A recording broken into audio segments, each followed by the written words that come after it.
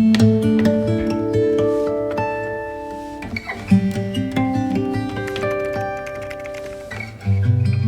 Prashant, it is an absolute pleasure to be with you here today in Mumbai, just ahead of the World Health Assembly, and of course at a very critical moment for the global health ecosystem at large.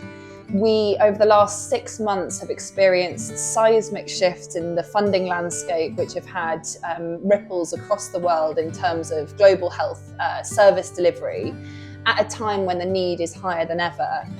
At the same time, we at Qure have really proven over the last 8 years that AI can really be an equaliser in healthcare service delivery. I think what we're seeing is that there is a need not for reform, but for a complete reimagining of the way that healthcare is delivered, particularly in underserved communities. So at this moment, we are about to introduce some really exciting and potentially catalytic new solutions, which we think can have a major impact in this context. So I will hand over to you to tell us a little bit about what we're planning and what's ahead. Thank you for that, Enla. See, I think we have learned over the last 8 years a lot about the healthcare systems and primary care in the low and middle income countries, and we have built AI solutions in the radiology space to detect TB, to detect lung cancer, to detect stroke, heart failure, COPD, and especially the tuberculosis one, which has been scaled across the world. It's an autonomous AI tool which detects TB on a chest X-ray autonomously in the absence of a human reader. And this is something that has scaled up across all of Sub-Saharan Africa, all of Southeast Asia, and most of LATAM. And as we sort of built this technology out and started scaling it up, one of the things we realized was that a lot of our customers did not even have access to a PACS system or an EMR system. So how do we deliver the AI result to them? So that is where we built Qure.ai, which is a mobile app which allows end-to-end patient management and care coordination. And when we looked at the AI sort of boom that came up in the last couple of years around text and voice AI, I mean, our question was, how do we upskill the workers that we are working with? We work with 4,500 sites across about maybe 100 plus countries. We reach about 15-20 million patients every year, and a large number of healthcare workers who are using our solutions today.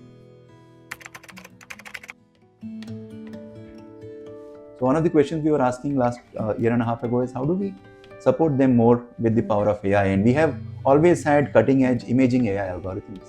But then we said, can we now bring in tools that can help them make better decisions at the point of care, right? And there are 2-3 things that we're sort of launching now at the World Health Assembly.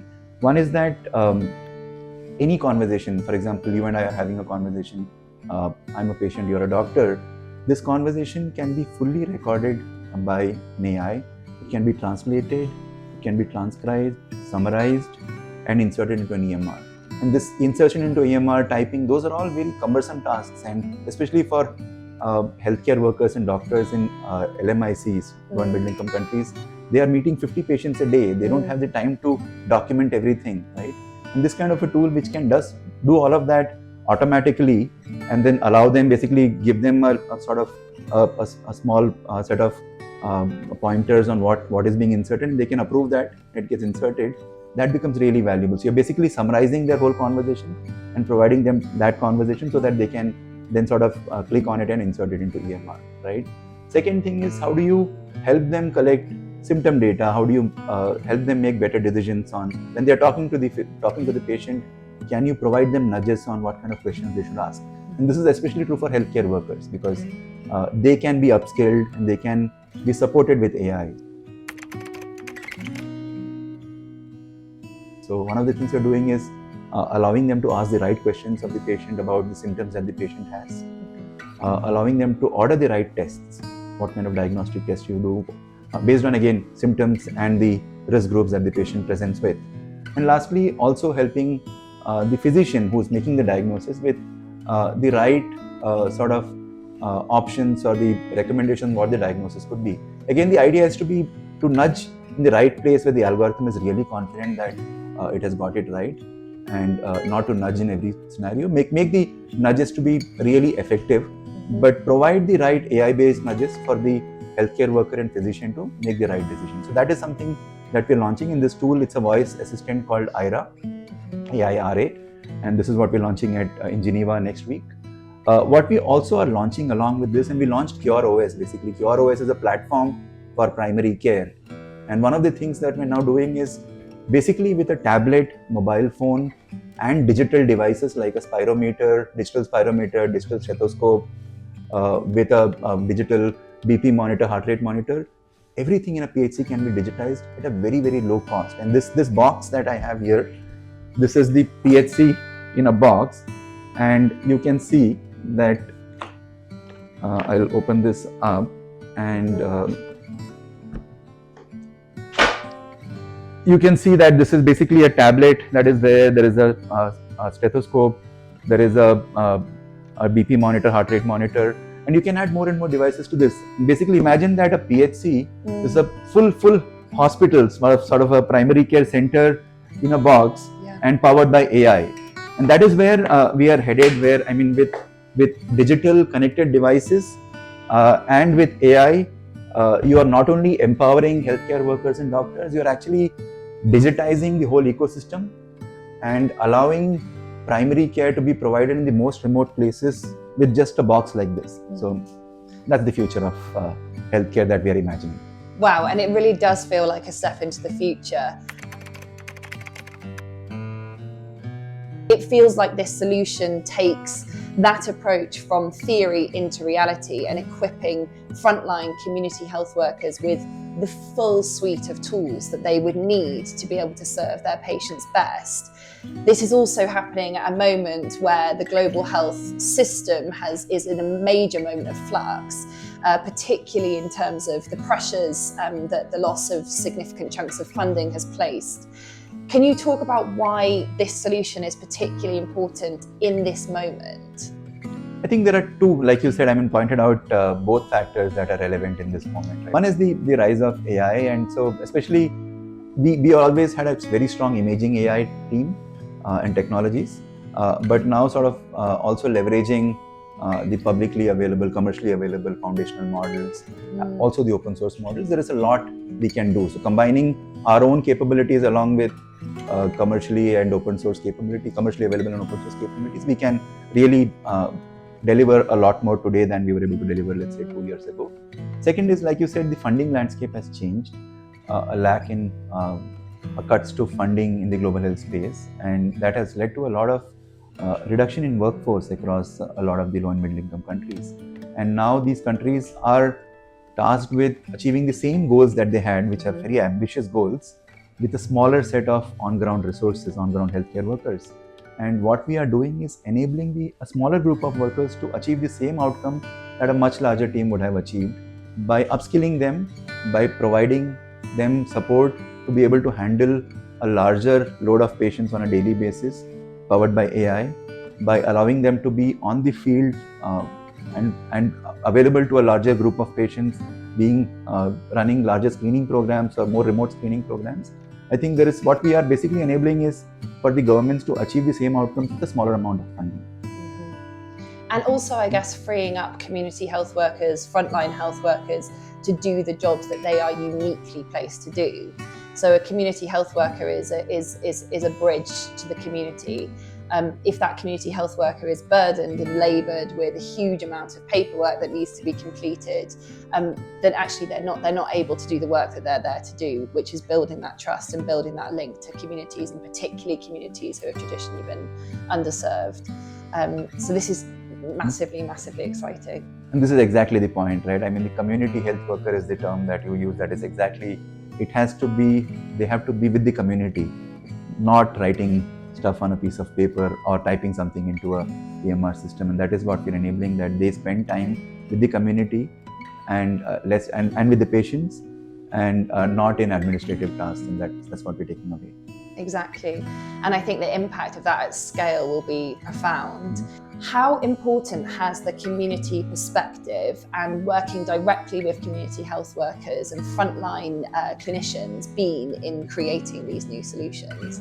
So everything that we are launching now is built with the end user, right? And our teams have actually sat in primary care hospitals, some of the remotest parts of the world, and build these solutions.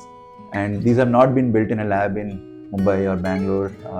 They have actually been in the community and built in the community.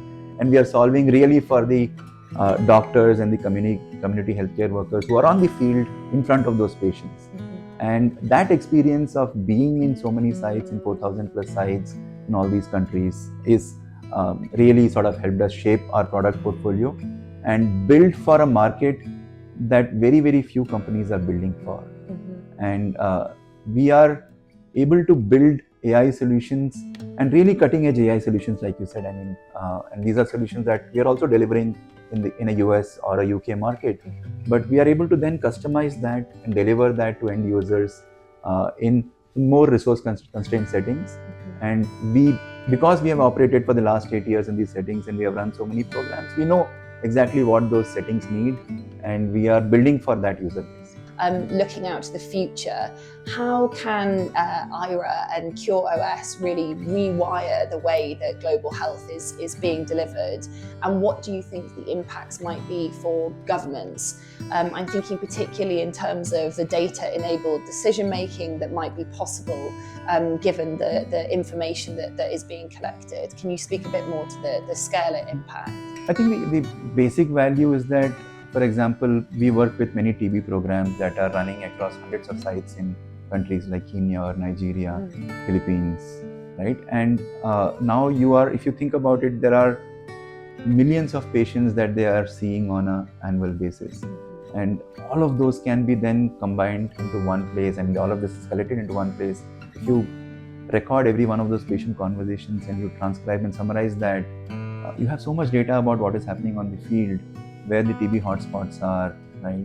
Where TB is spreading more. For example, I'm talking about TB only, but this is probably true for every disease, right? You can understand where resources might be lower, where you might have to invest more, where you might have more spread of a certain disease. You can figure out where healthcare workers are more efficient or doctors are more efficient. There is a lot of information you can gain from this, including a lot of information about non-communicable diseases also. Because right now, if you think about it, a lot of funding in the global health space is for infectious disease. But patients who come in do not come in only for infectious disease. They also have non-communicable diseases. And that is data that we can start collecting about which kind of diseases are more common, and how do you start providing care for those patients as well through these large infectious disease programs as well. Which also speaks to the increased efficiency that these solutions are going to be able to deliver to the market. I think if we're producing this level of data, then it will enable governments and ministries of health to be more responsive and accurate with their programming, so that over time the system becomes better designed to meet the needs of patients, and therefore to continue to hit these national and global goals that we spoke about earlier. And one other point is that most of the countries, including India, right, governments want doctors and healthcare workers to use EMR systems to record data, but the problem is that they're so busy talking to patients that they don't have time to type all of that information into a record, into an electronic medical record.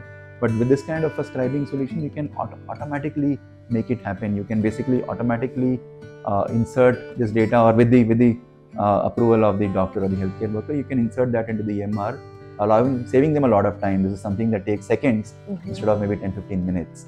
And this is how you can actually collect data, on-ground data at a national level. Fantastic. I think my final question is really, what's your ambition here? The scale of the ambition. What are we looking to achieve? If we look back in 5 years' time from where we started today, how do we think that this can make a significant change to the global health landscape? I think when we started, from the day one, our goal was to reach 1 billion lives through the power of AI, and still on that track, still trying to figure out how to reach that number of patients. One key goal with Aira is to reach 1 million healthcare workers, enable and upskill 1 million healthcare workers through AI. And that is the goal that we are starting out with today. And the question is, how soon do we achieve it? Do we achieve it in the next 3 years?